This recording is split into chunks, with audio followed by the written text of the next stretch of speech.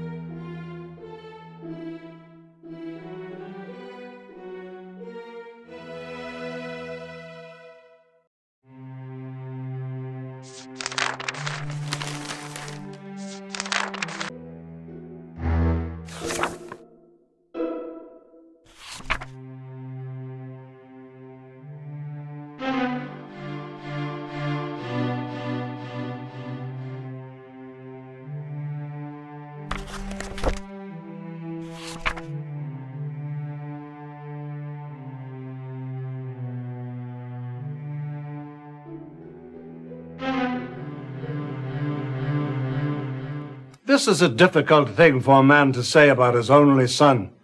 But Guy was a wastrel and a ne'er-do-well.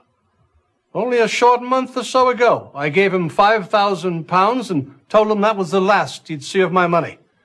I'd hoped the shock would bring the boy around, make him realize he had to settle down, instead of wasting his life on gambling and gallivanting around with that wild woman. Which wild woman was that? Loretta Nolan, of course. You mentioned gambling, Sir Francis. Have you any idea with whom he gambled or who might have wanted to kill him? I wish I did. He told us nothing. He only came around when he needed money. And when I told him there'd be no more, we never saw him. Just about broke his mother's heart. There, Gertie. We still have one another.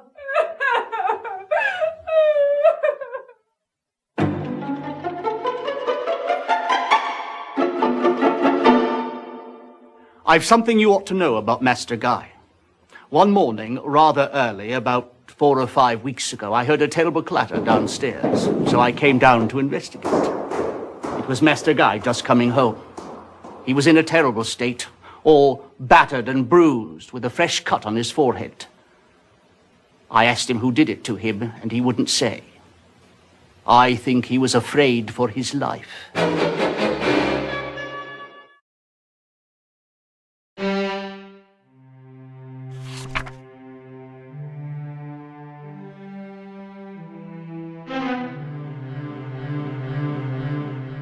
Clarendon, poor chap.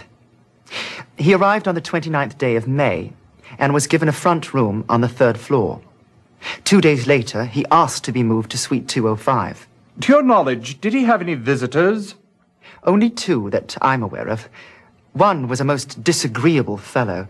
He was rather large, had a thick walrus moustache, and a very prominent scar down his cheek. He arrived on the 1st of June, the very day of Mr. Clarendon's move. He simply came in, sat down in the lobby, and waited. 20 minutes or so later, Mr. Clarendon came down from his room. The big man yanked him aside. I was about to send for a bobby when Mr. Clarendon signed me that all was well. After a few minutes, they left together. I never saw the man again. His other visitor, who came by quite frequently, was a most striking woman. She was quite fashionably dressed. She had a most distinctive laugh, very full and deep.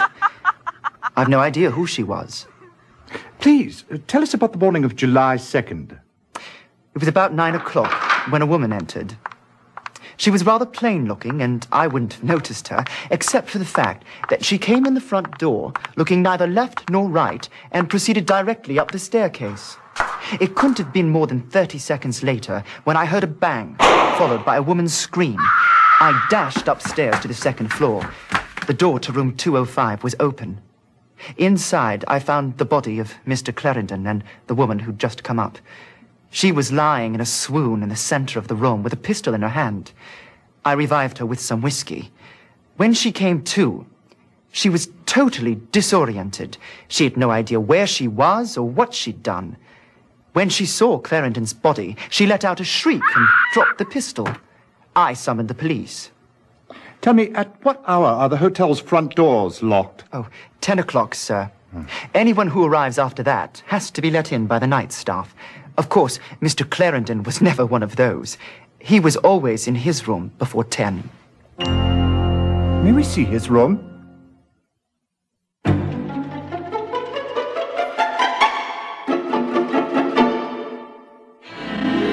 What have we here, Watson? It appears to be a bank statement.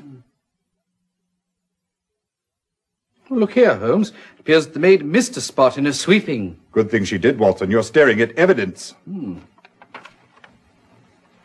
Blood. What's this stain here? Smells like a fine sherry. Looks like someone's been celebrating. The question is, was it with the body or over it? Nothing much here. Couple of shirts and 3 pair of shoes. But what you failed to notice, my dear Watson, is that one of the pairs of shoes is canvas and has been dyed black. Interesting. A sweater and trousers. An ensemble in black. Not much of a view. All I can see is a brick wall of the building across the alley. Ivy vines winding up a trellis.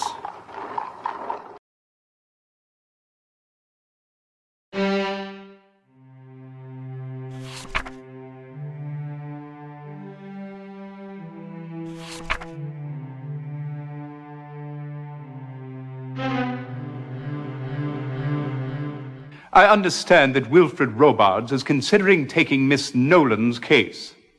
He might be able to help you. If you'd like, I can arrange an interview with Frances Nolan. She's being held downstairs, you know.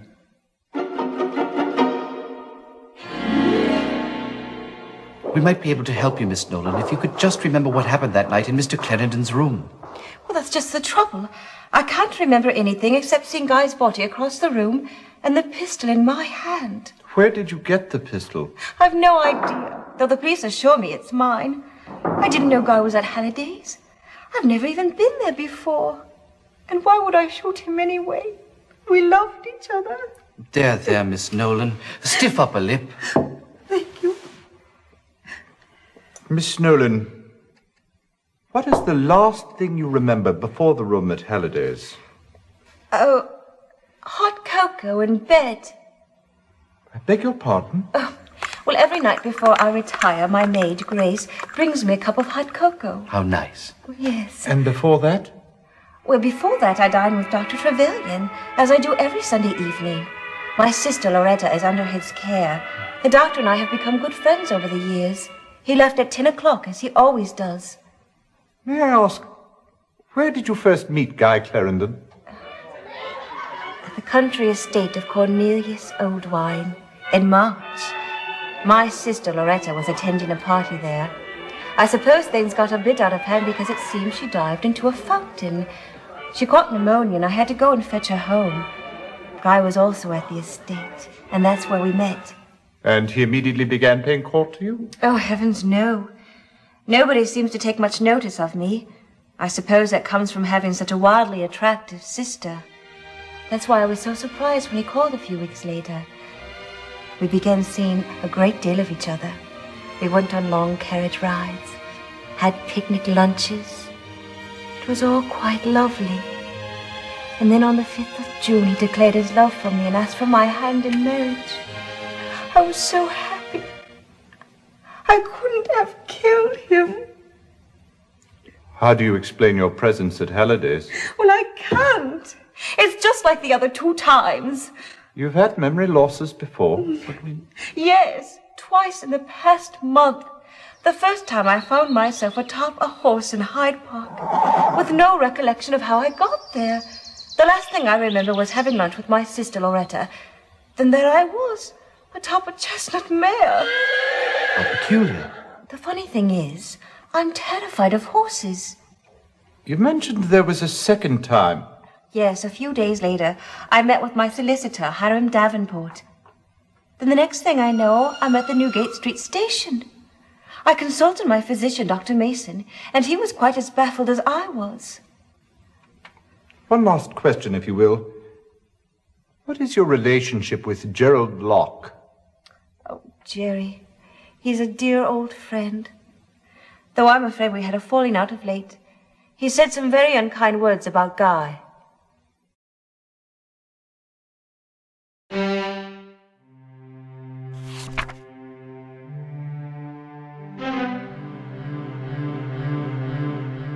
Sure, I remember Clarendon.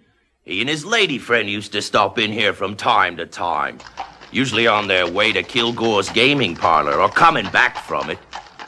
Rumor has it, Clarendon was into Kilgore for a sizable sum. Do you happen to know how much? £7,000 was the figure I heard.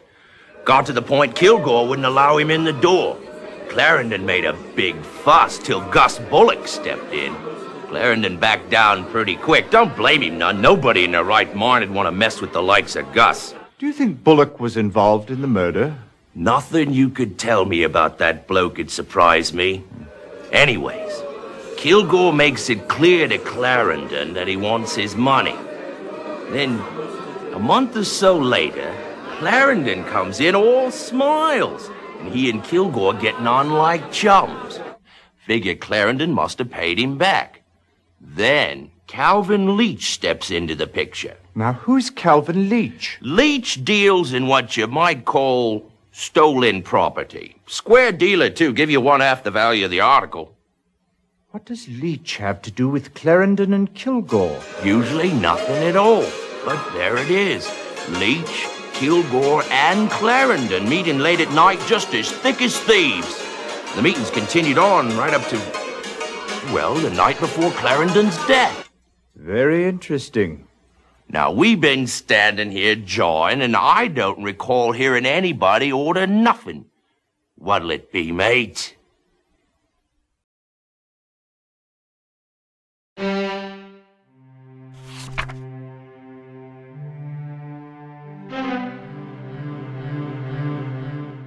Doctor, we understand that you dined with Frances Nolan on the evening of July 1st. Yes, that is correct. We dine every Sunday. Her sister Loretta has been under my care for some 10 years. First at the Mesmer Braid Institute and then in private practice. Without breaching physician-patient protocol, would you mind telling us the nature of her illness? She never quite recovered from the overwhelming trauma of watching her parents being blown to bits. I quite understand. As is often the case with young orphans, they tend to create fantasies about their parents. Miss Loretta Nolan truly believes that her father was the King of England, making her a princess. Do you think her unconventional behavior stems from that fantasy? Absolutely. As a princess, she believes she can do no wrong. I must say that she's worlds apart from her sister Frances. Do you know Frances Nolan well? Yes, rather. Through my treatment of her sister, I've known her for years. Let me say that it is difficult to believe that Miss Frances is capable of murder. She has a quiet, unassuming personality. An act of such direct confrontation would not be at all in keeping with her character. Were Loretta and Frances close? I know without a doubt that Miss Frances loves and cares for her sister almost as a parent would a child. Miss Loretta, well, she loves her sister as much as she is capable of love.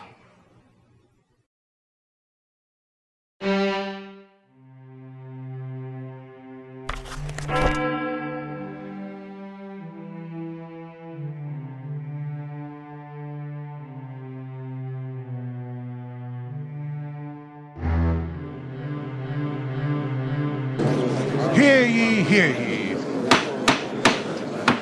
The Queen's Court now stands in order. Mr. Holmes, I understand you've been looking into the murder of Guy Clarendon. That is correct, my lord. Would you be so kind as to tell the court who killed Mr. Clarendon? Certainly, my lord. I see. And what was Loretta Nolan's motive for killing Mr. Clarendon?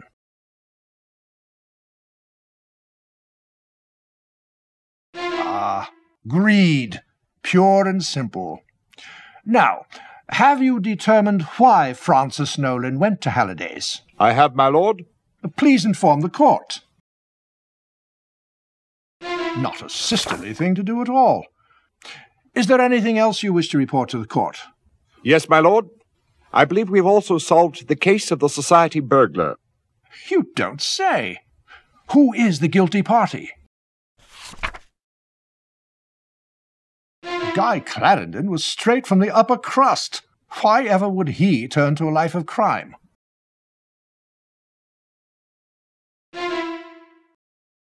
That is extraordinary sleuthing. Why, I do believe you may have matched Mr. Sherlock Holmes' solution. A remarkable feat indeed. absolutely perfect. I'm quite sure we could not have done any better.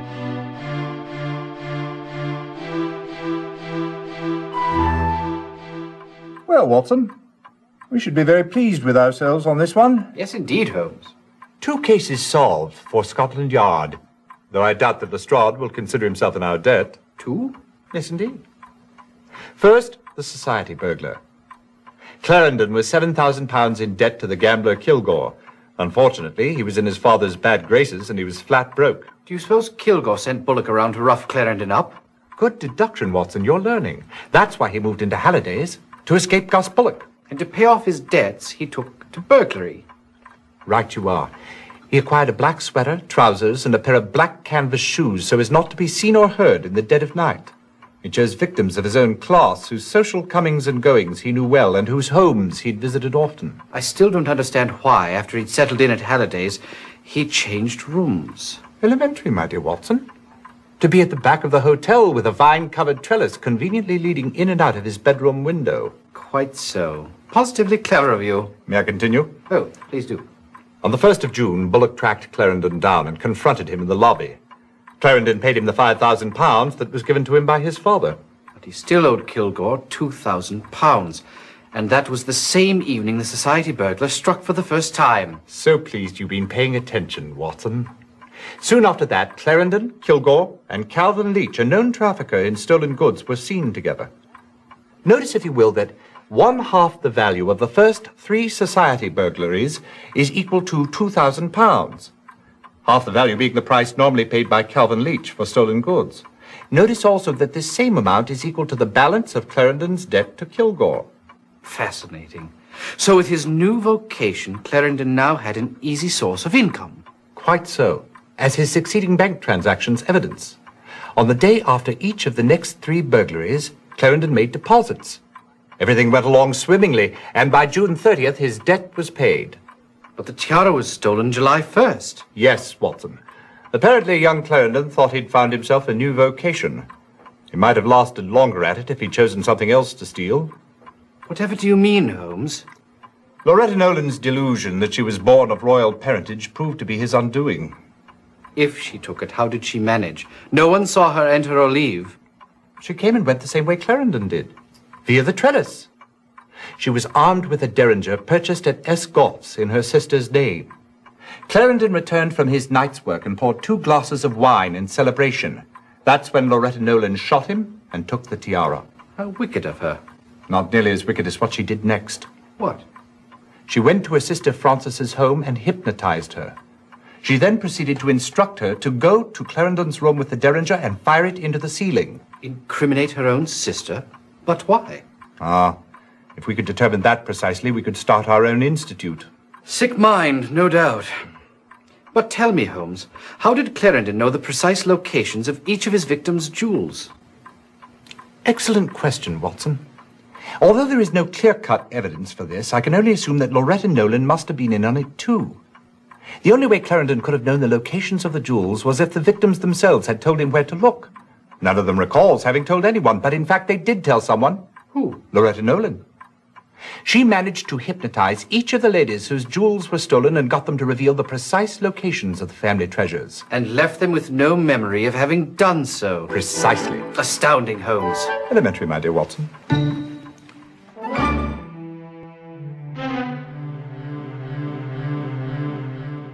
Why even trouble yourself with this one, Holmes? You believe Francis Nolan to be guilty? Guilty as a cat would swallow a canary. And on what do you base that brilliant deduction? Look, Frances Nolan claims not to have known that Clarendon was residing at Halliday's. Yet she proceeded directly to his room where she shot the bloke. She claims not to have owned a gun.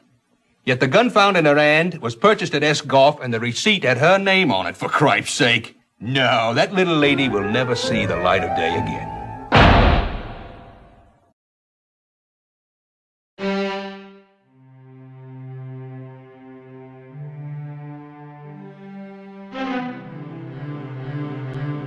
Well, Watson, will Alice see us now? Not likely, Holmes. He's on assignment in Istanbul.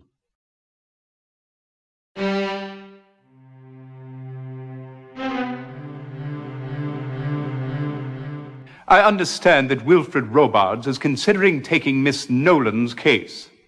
He might be able to help you. If you'd like, I can arrange an interview with Frances Nolan. She's being held downstairs, you know.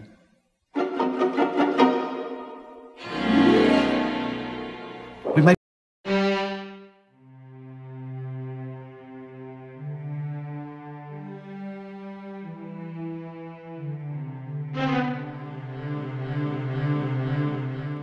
Well, the Clarendon murders look fairly open and shut, if you ask me. Not your typical murderers, I admit, but there you have it.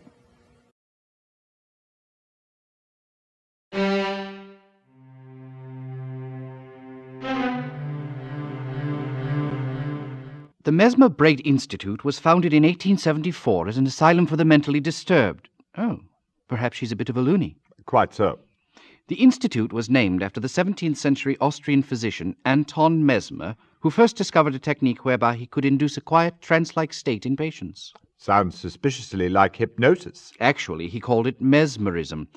It says that he ascribed certain mystic qualities to his process, and so was largely discredited during his lifetime.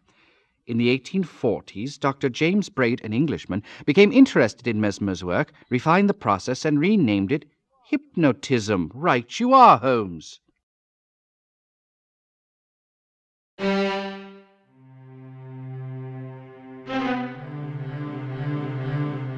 You're quite sure the murder weapon was a small caliber pistol? Quite. I'd also wager to say he'd been shot at very close range. Ghastly. Tell us, Sir Jasper, at what time did you receive the body? Around 1 o'clock in the afternoon. And how much time would you judge to have elapsed from the time of the murder? Well, it's always difficult to be precise in these matters, but I'd venture to say he'd been dead anywhere from 4 to 10 hours.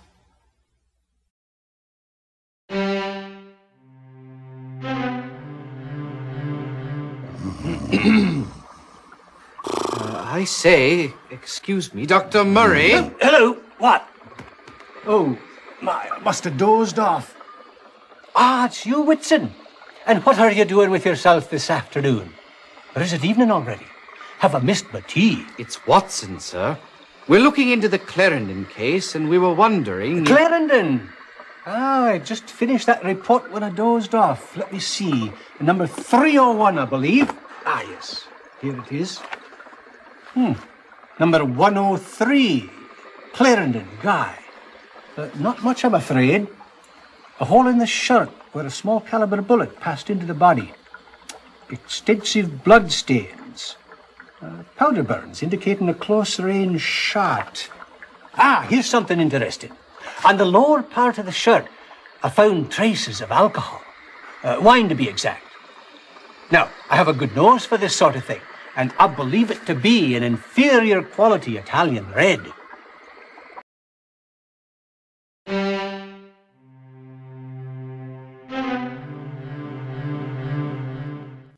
Both Loretta Nolan and Guy Clarendon have had several complaints filed against them, although neither of them has ever been arrested.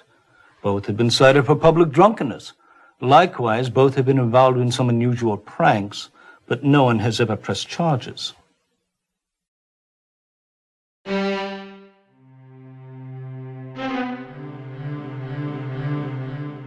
It appears as though Guy and Loretta, the terrible twins, will afflict us no more.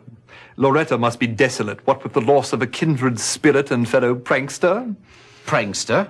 Well, yes, my good fellow. I'll never forget the time Clarendon poured champagne down the front of Lady Leeds's new Paris gown for the sole purpose of Loretta's amusement. I would think she must also be distraught at the loss of her lover, not to mention the imprisonment of her sister.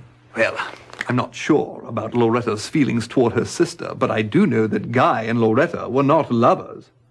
Though outwardly they made an excellent couple, he, tall, handsome, and from a moneyed family, and she, beautiful, and an heiress in her own right. Yes, it would have been a match made in heaven. But it was a match made in far hotter regions, I suspect. Francis claims that she and Clarendon were engaged to be married. Well, that's hard to imagine, him being who he is. Or was, as it were. Why do you say that? Well, Guy Clarendon was not at all a desirable sort. He'd all but been disowned by his own father for his compulsive gambling. The utter disregard for other people's money is probably what drew Clarendon and Loretta Nolan together in the first place. After all, she had managed to fritter away almost her entire fortune, unlike her sister Frances, who still had her inheritance, if not her honor, intact. Oh, that explains it. What are you driving at, Holmes? From all I've heard of Clarendon, I suspect his interest in Frances was directed toward her sizable bank account.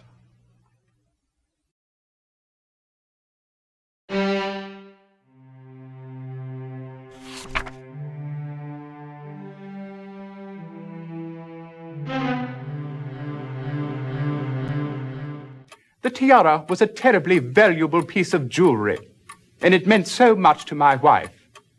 She has been under a doctor's care since the theft. In fact, just yesterday she took a room at the hospital. Oh, I'm sorry to hear that. Is she prone to bouts of nervousness? Perhaps lately it seems so. She was absolutely undone when young Clarendon poured champagne down the borders of her gown at Richmond's party. Come to think of it, that was the last time she wore her tiara. She was so proud of it. And several of the ladies at that party admired it openly. Where did Lady Leeds keep the tiara when she wasn't wearing it? In the bottom drawer of her bureau, where she kept some of her more frilly undergarments. Were there any signs of a search? Drawers left open, that sort of thing? No, and that's what strikes me as so peculiar. It's as if the burglar knew right where to look.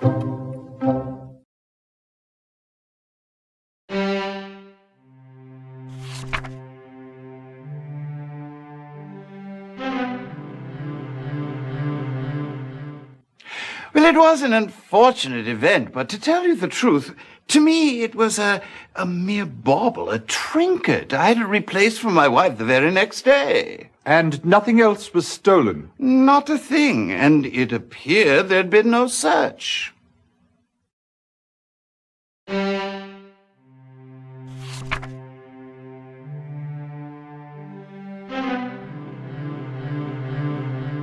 My wife and I were guests at a small dinner party at the home of Otis Richmond.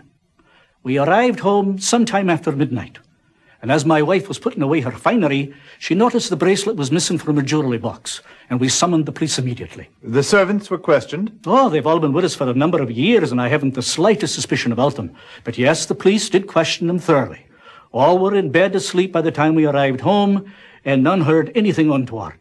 And nothing else was taken? Surprisingly not. Yet you are positive that the bracelet has not simply been misplaced? No, my wife actually put it on while she was preparing for the evening, and then she decided against it. I saw her put it back in the box. Where does she keep the box? In her dressing table, there's a special compartment in the side of it. The box fits in rather neatly.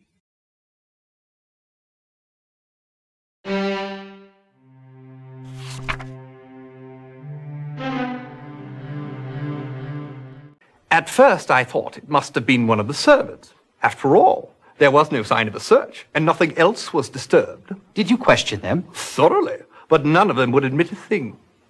It really wasn't until Hardinge and Bessie Dirth were robbed, and the newspapers referred to us as victims of the society burglar, that I was certain it wasn't any of my staff. By the way, can you recommend a good housekeeper and valet?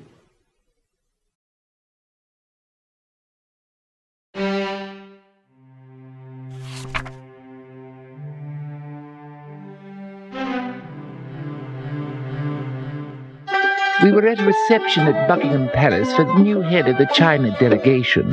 Upon arriving home, my wife discovered that her favourite ruby earrings were missing. We noticed nothing else out of place. No sign of a search, that is. And none of the servants had heard anything suspicious.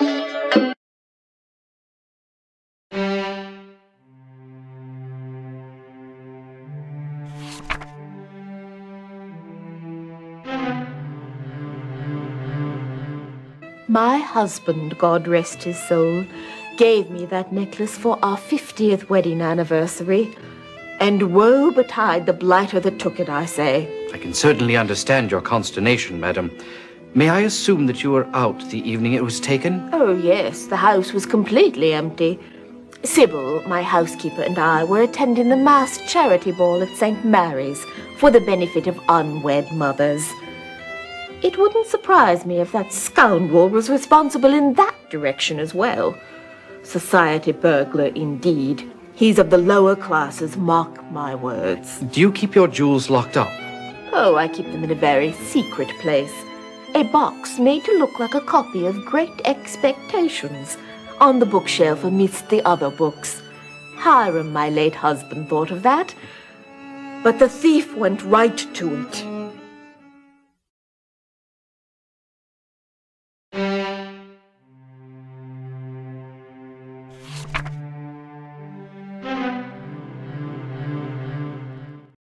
It's all quite upsetting, you know. The pendant belonged to my great-great-grandmother, and I was hoping to pass it on to my daughter. And now it's gone. There, Mrs. Judd, you mustn't worry. With Holmes and I on the case, we're sure to recover your pendant. By the way, where did you keep it when you weren't wearing it? In the toe of my old black button-ups, and I don't recall ever having mentioned that to anyone. Or at least I don't think I did.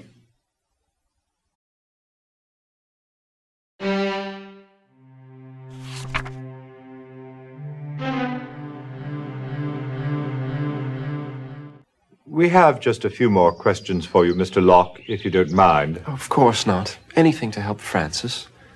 We were wondering if you could shed some light on Miss Frances' relationship with Guy Clarendon. He was only after her money. I tried to tell Frances as much, but she wouldn't hear of it. We had a bit of a row over it. I've been quite upset about the whole thing. Upset enough to commit murder? What an outrageous accusation. Does any question, Mr. Locke? Preposterous. Besides, I've been on holiday all week, playing cribbage at the annual tournament up at Leeds. Sounds positively riveting. Oh, it was.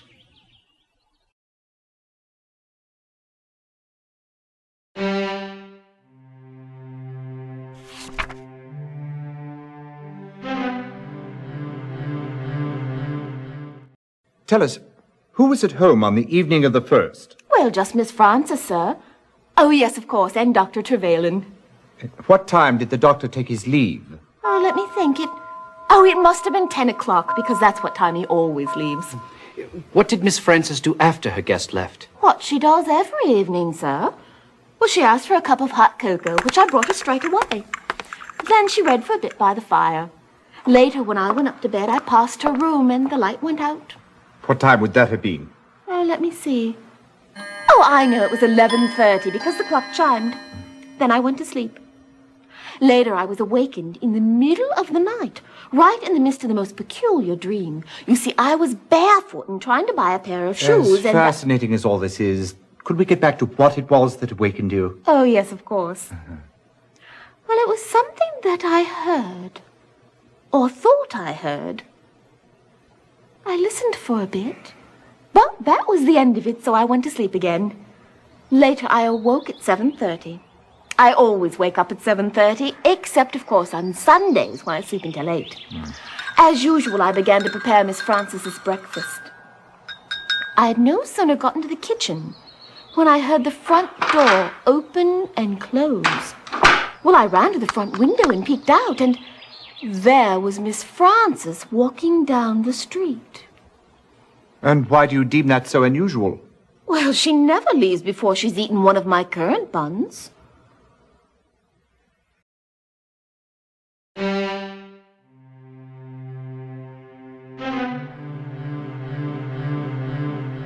Enter and be recognized. Oh, you don't wish to play Her Majesty, eh? Very well. You do not seem particularly disturbed by the recent turn of events, Miss Nolan. Each of us grieves in his own way, Mr. Holmes. It must be difficult for you to face the possibility that your own sister may have killed your dearest chum. Guy was fun to be with. And as for Frances, I love her dearly, but, well, it's funny to think Miss Right and Proper has finally gotten herself into a bit of a jam. Miss Nolan, may I ask, when was the last time you saw Guy Clarendon? Let me think. I believe it was the Richmond's party last Thursday. Yes, I'm sure of it. God, we did cut it up a bit there. And after the party? We did not go home together, if that's what you're implying. That would have broken Frances's heart. She was head over heels for Guy, you know. She had some foolish notion that he was going to marry her. Not that someone like him ever would. But I do recall her saying, and it might have been the night of his death, that she was going to have a talk with him about their future.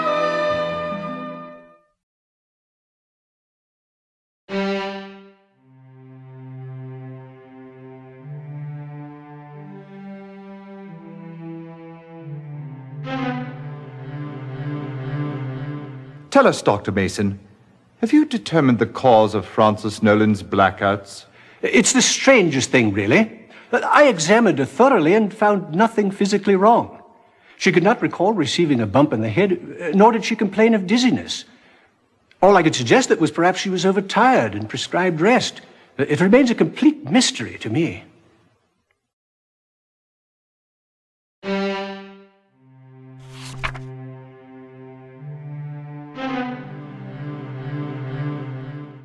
Poor old Guy. He could be such fun. I'll never forget what a jolly good time we had the night he climbed the fountain at my country estate. How acrobatic. You don't know the half of it. It all started with Loretta. It seemed those things always did. Anyway, someone dared her to jump into the fountain. It being March and quite chilly, no one actually thought she would. She did them on better. She jumped straight in and swam to the center, where I have this absolutely dreadful sculpture of a lot of fat water nymphs. It rises some 20 or 30 feet in the air. She climbed it, though. The woman must be part monkey. Then she dove in. After that, it seemed to be the thing to do, so everybody took the plunge. Guy was the only other one who actually climbed to the top of the fountain, though. By the end of the weekend, half my guests came down with sneezes. Loretta caught pneumonia.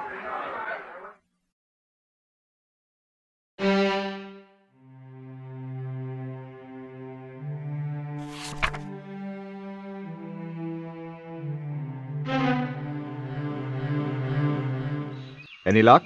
Yes and no. I beg your pardon? Yes, Kilgore has met Clarendon once or twice, but no, he insists he's never heard of Calvin Leach. And you believed him?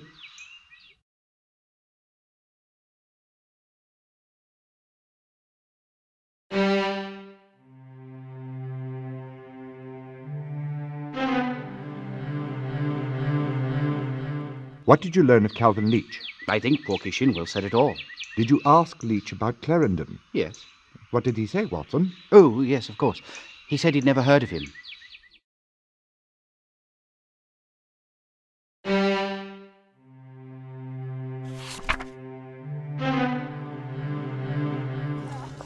Who are you and what do you want? Dr. John Watson, sir. I wondered if you might be kind enough to answer a few questions. About what? Guy Clarendon.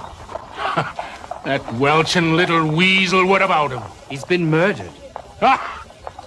I'd say he got what he deserved. And if you don't clear out of here in 2 seconds, so will you. Oh, quite. Ta-ta.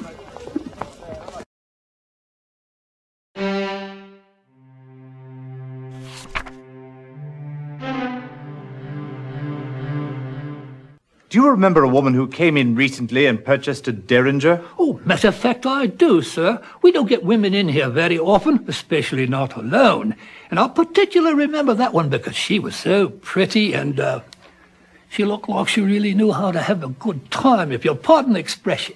Do you remember her name? I should say I do. She repeated it twice whilst I was filling out the order form. Seems like it was very important to her that I get her name right. Let me see, it was, Frances, no, less, well, it was Frances something or other, sir.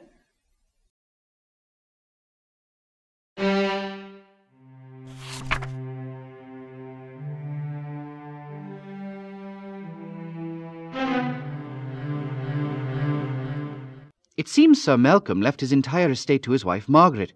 If she should precede him in death... Or accompany him, as proved to be the case. Yes. Then the estate was to be equally divided between his two daughters, Frances and Loretta. The estate included a 1/3 share in the Aberdeen Navigation Company.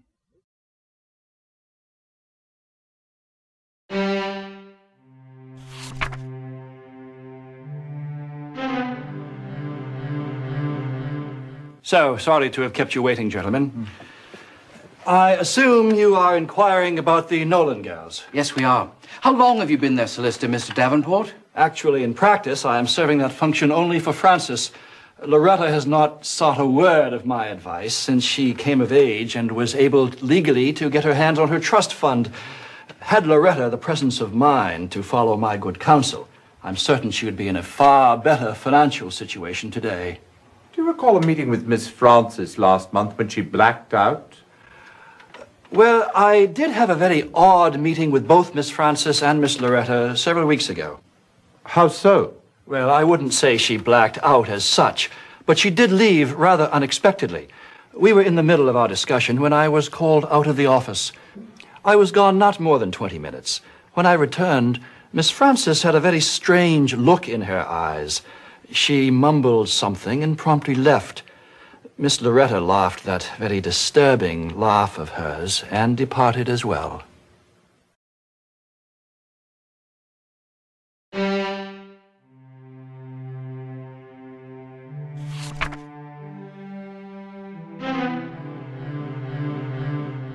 Mr. Clarendon appears to be a frequent depositor. Yes, but it looks as if he's afraid the money will burn a hole in his bank book if he leaves it in too long.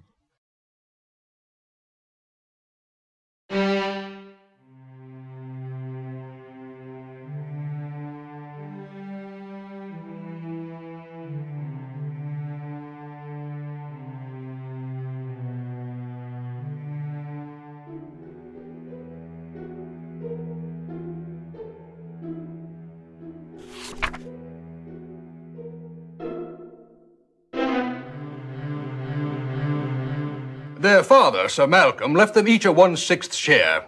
Several years ago, as soon as she came of age, Miss Loretta divested herself of her stock.